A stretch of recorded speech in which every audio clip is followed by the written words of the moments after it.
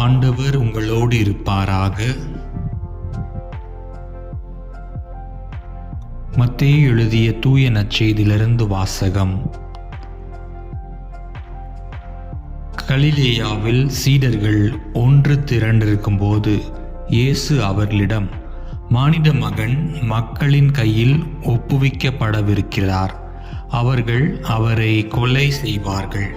ஆனால் அவர் 3ஆம் நாள் உயிருடன் எழுப்பப்படுவார் என்றார். அப்பொழுது அவர்கள் மிகவும் துயரடைந்தார்கள்.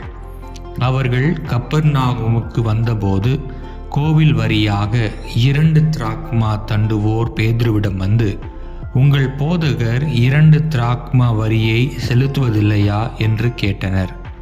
அவர், ஆம், செலுத்துகிறார் என்றார். பின்பு வீட்டுக்குள் வந்து பேதுரு பேசத் தொடங்குவதற்கு முன்பு இயேசு, சீமோனே, உனக்கு எப்படி தோன்றுகிறது? இவ்வுலக அரசர்கள் சுங்க வரியையோ தலைவரியையோ யாரிடமிருந்து பெறுகின்றார்கள்? தங்களுடைய மக்களிடமிருந்தா மற்றவரிடமிருந்தா என்று கேட்டார்.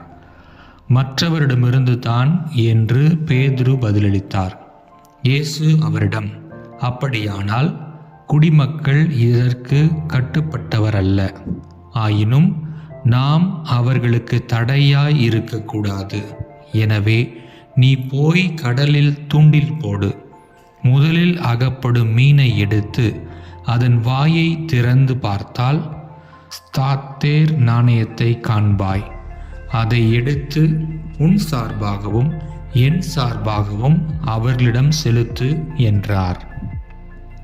ஆண்டவரின் அருள்வாக்கு.